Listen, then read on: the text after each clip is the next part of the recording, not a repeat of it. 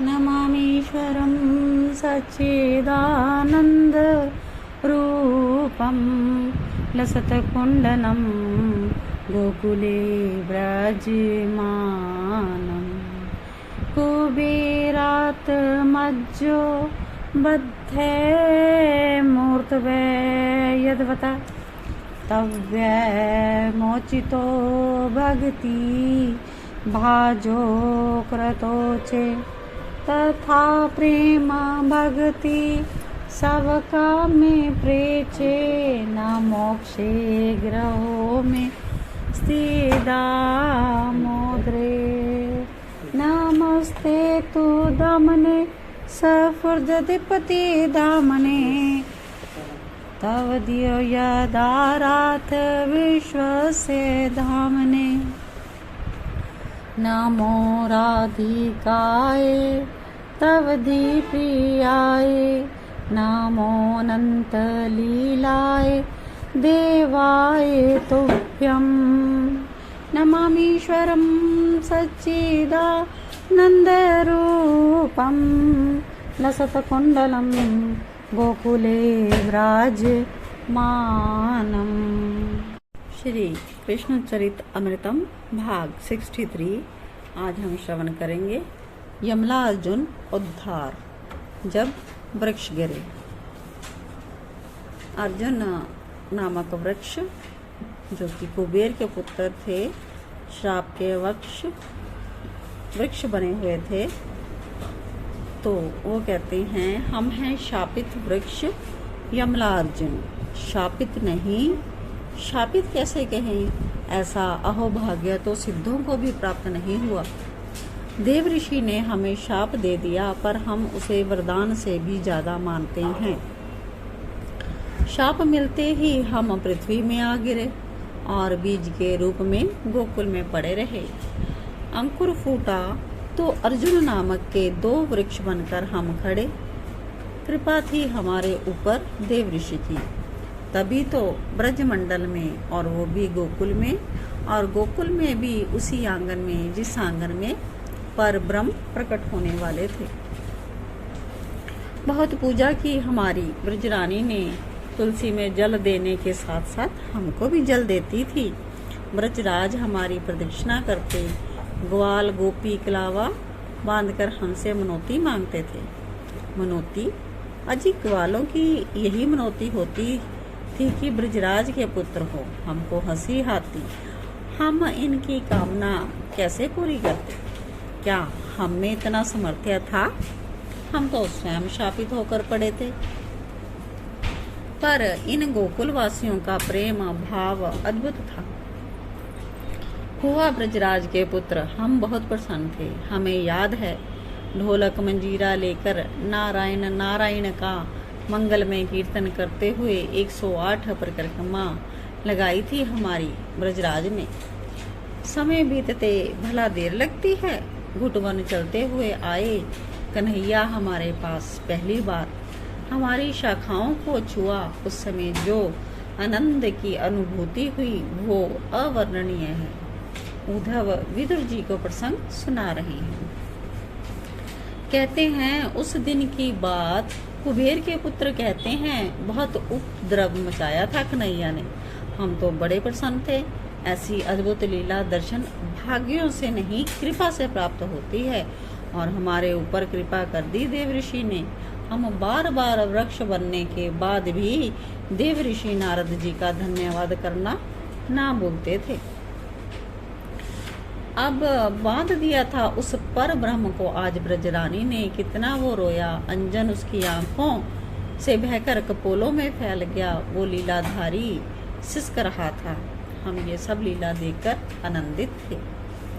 ऊपर से बांध दिया और चली गई ब्रजरानी रसोई घर में। रोहिणी से ब्रजरानी को ये कहते सुना कि कुछ देर बंधने दो इसे, अभी छोड़ दूंगी तो कहीं भाग जाएगा। तात अब आगे सुनो कैसे ये अर्जुन नामक वृक्ष गिरे। उद्धव जी ने विदुर जी को आगे की लीला का सुनाने लगे।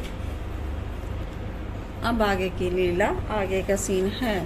दाऊ भैया भैया। ब्रजरानी के जाने के बाद रोते हुए बड़ी जोर से चिल्लाए कन्हैया, पर दाऊ वहाँ थे नहीं। ब्रजरानी ने भगा दिया था वहाँ से। कुछ देर दाऊ को पुकारने के बाद कन्हैया चुप रहे सुबक रहे थे वो भी। हाँ, तोक सखा आ गया। चुपके से उसने रस्सी खोलनी चाहिए, पर ये तो 4 वर्ष का है, कन्हैया से भी 1 वर्ष छोटा, इससे वो रस्सी क्या खुलती। कन्हैया ने इधर उधर देखा, गोपियां भी नहीं देखी। ब्रजरानी ने सबको भगा दिया था आज। तोक सखा तोतली बोली में बोला, मैं देखता हूँ। वो गया, 2-3 अपनी आयु के बालकों को ले आया। इनसे क्या होगा, कन्हैया अब थोड़े हंसे। ये उखल को गिरा देंगे, तोक ने कहा। चलो गिराओ, कन्हैया सहज में ही बोले। इन बालकों ने खूब जोर लगाया, परिणाम स्वरूप वो उखल गिर गया। जैसे ही उखल गिरा, कन्हैया बड़े खुश और उखल को खींचते हुए ले चले। इतने प्रसन्न थे, अब रोना धोना सब खत्म। उखल पीछे पीछे आ रहा, आगे कन्हैया उसे खींच रहे, पर अब रुक गया। कन्हैया पीछे मुड़ा, रुका। ये कहाँ अटका, पर कहाँ अटका, पीछे मुड़कर देखा तो अर्जुन नामक जो वृक्ष थे, 2 वृक्ष, उनमें ही अटक गया था उखल। खींच के झटका दिया उखल को कन्हैया ने। क्षण भी ना लगा होगा, एक भीषण आवाज आई। आवाज बड़ी भीषण थी। पूरे गोकुल गांव में ये आवाज सुनी, सब भयभीत तो उठे। पर यहाँ तो पुराना वृक्ष जड़ के सहित उखड़ गया था। उखाड़ दिया था कन्हैया ने एक तीव्र झटका, और यमलार्जुन का उद्धार कर दिया था। आंधी ना आई ना तूफान आया, ग्वाल बाल समझ ना पाए, इतना बड़ा पुराना वृक्ष जड़ सहित कैसे गिरा। पर हमारा उद्धार हो गया था। हम अपने स्वरूप में आ गए। हम हाथ जोड़े उन नंदन के सामने खड़े थे। वो मुस्कुराए। कुबेर के पुत्र ने कहा, आहा क्या रूप माधुरी था।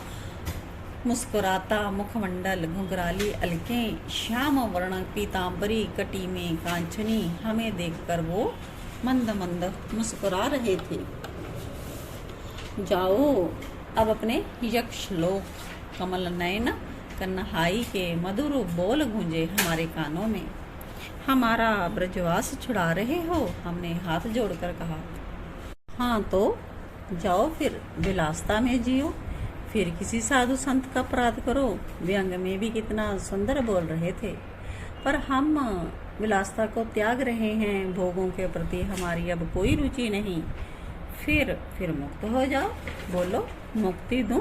नंदनंदन ने कहा।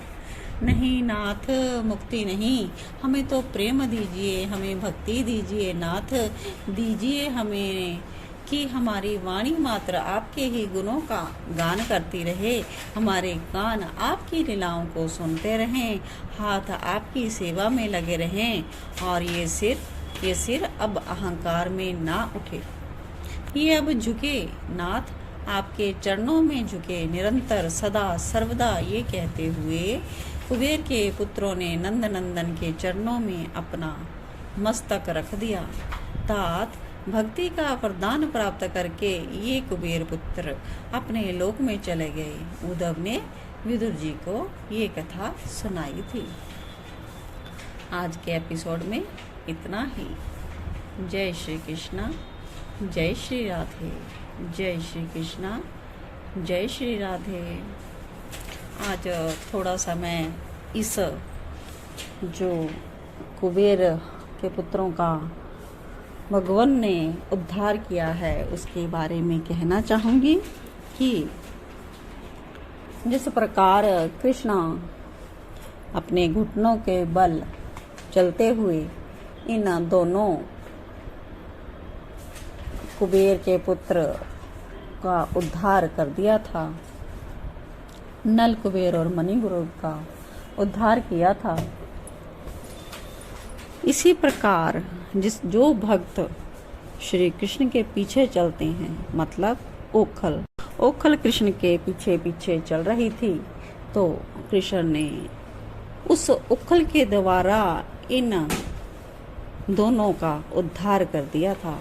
मतलब श्री कृष्ण के पीछे पीछे चलने वाले जो भक्त होते हैं वो दूसरों का उद्धार कर देते हैं।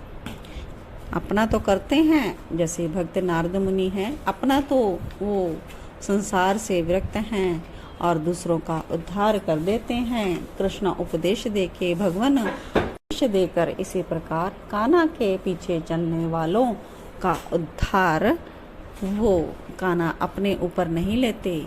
अपने ऊपर वो ये नहीं समझते कि मैंने किया है, करने वाले वो हैं, लेकिन निमित्त किसी और को बना देते हैं और उद्धार किसी का कर देते हैं। जय श्री कृष्णा, जय श्री राधे।